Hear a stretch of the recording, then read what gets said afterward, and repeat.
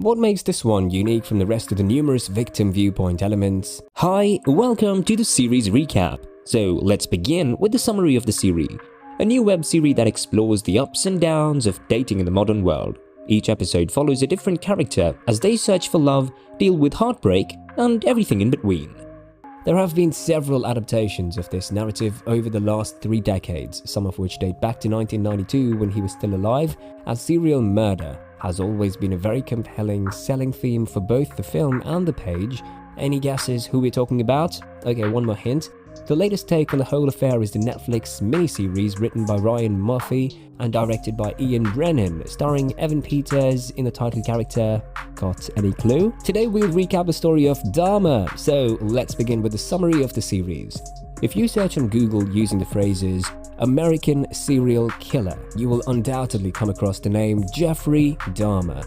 This is a sure thing, because he was responsible for the deaths of 17 males and boys between the years 1978 and 1991, the majority of whom were persons of color. Jeffrey Dahmer is considered to be one of the most renowned serial murderers in history. Dahmer, who was also a sexual offender, was known to have engaged in behaviors such as cannibalism, dismemberment of bodies, chemical preservation of body parts, and necrophilia with his victims. He was also known to have dismembered bodies and chemically preserved body parts. The story is non-linear and follows a back-and-forth structure, frequently examining the events from the point of view of the victims. It's the year 1991, and at the Oxford apartment building in Milwaukee, tenants of 212 Glenda Cleveland, Emma Winner, Nicey Nash, is highly concerned about the odd behaviors of her next-door neighbor Jeffrey Dahmer. Dahmer lives in an apartment unit directly adjacent to hers. Glenda watches Dahmer and another young African-American guy enter his apartment via the peephole in her door. Sees the two of them talking. We witness him stroll into a homosexual club, where he picks up a man called Tracy Edwards, promising to pay him money in exchange for his photographs being taken, and we see him do this. Tracy visits Dahmer at his apartment, and it is then that she learns the truth about his nefarious plan.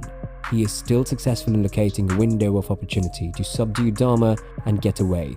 Tracy, who is trembling with fear, stumbles across John Balkazak, played by Scott Michael Morgan, and Joseph T. Gabresh, Matthew Allen, of the police department, and directs them to Dahmer's apartment. This eventually leads to Dahmer's arrest, as well as the discovery by the police of further unpleasant stuff, such as human remains, many heads stored in the freezer, 2 skulls, and a large drum containing several victims that are rotting in acid. We get a glimpse of Dahmer's peculiar upbringing in Ohio and the strained connection he had with his parents, Lionel Josh Bratine and Joyce Savannah Brown. The only time it appears like he and his father are connecting is when they are dissecting roadkill together. He is utterly estranged from his mother, who is an addict. In the following years, Dahmer's parents would separate, and he would spend the summer of 1978 all by himself. It is at this time that he will conduct his first murder, which he will do by enticing a hitchhiker with the promise of a few drinks. Dahmer then proceeded to dismember the body, dissolve the flesh with acid, smash the bones with a sledgehammer after committing the crime. Sherry, Molly Ringwald, who eventually becomes Dahmer's stepmother, is the one who brings Lionel, Richard Jenkins, portraying an older himself, back to Dahmer's life. Eventually, Lionel will be played by an older version of himself. In the expectation that his son will have a more productive future, he sends Dahmer to Ohio State University. However, Dahmer is ultimately kicked out of school, and as a result, he is drafted into the military. 2 years later, Dahmer finds that serving in the military and living in Miami are both unsuccessful options for him due to his inability to tolerate being alone. After spending some time there, he heads back to Ohio and eventually joins his grandmother in West Allis, Wisconsin.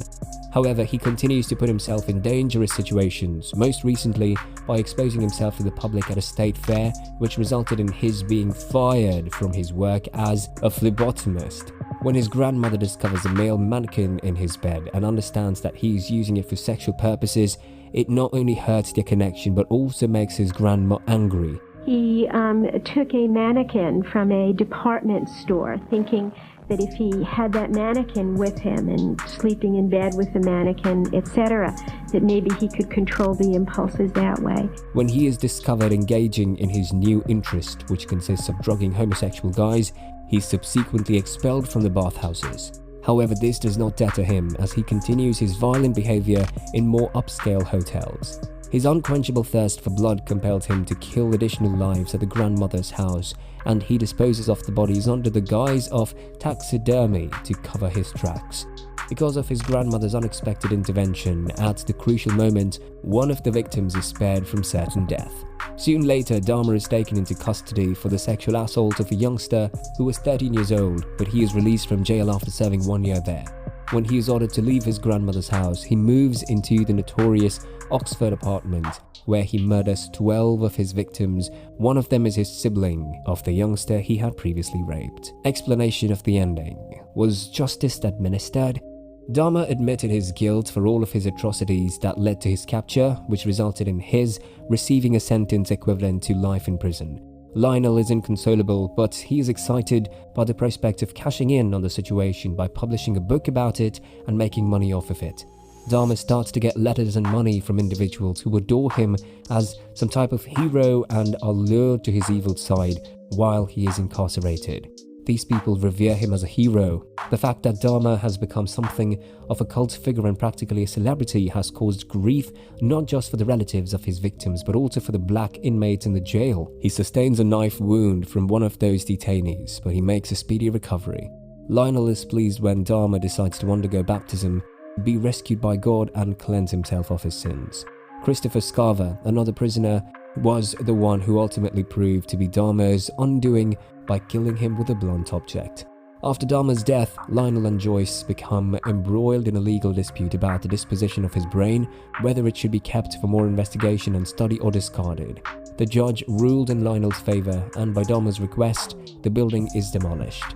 In honor of the victim, Glenda is advocating for the creation of a park on the former site of the Oxford apartments, and she has stated that she is prepared to do so for as long as she continues to have a breath in her body. However, it is disclosed in the closing credits that there was never a park or a monument constructed at that particular place. The most important query that arises in this scenario is whether or not justice was done. In the grander scheme of things, that was true, given that Dahmer was apprehended and sentenced to time behind bars. On the other hand, the amount of unending grief and suffering that the relatives of the victims were forced to endure is evidence that suggests otherwise. The residents of the Oxford apartment were left permanently scarred as a result of Dahmer, and they were finally forced to relocate. Glenda was forced to live with the memory of the foul odor coming from Jeffrey Dahmer's apartment, as well as the fact that, despite her best efforts, she was unable to save the kid who was 14 years old from the monster. Even after everything that he did, Dahmer was still treated pretty decently by the police and authorities because he was a white male. In contrast, many of the victims' families were heckled and tormented because of the color of their skin. The fact that Scarver, a true God believer who was black, was the one who cruelly murdered, you do seem like a type of poetic justice though. The fact that Dahmer is no longer a part of the world in which the relatives of his victims live is undoubtedly a significant source of solace for them. Comment down your thoughts below. We'll be right back with more such recaps. All you have to do is give this video a thumbs up and subscribe to the channel.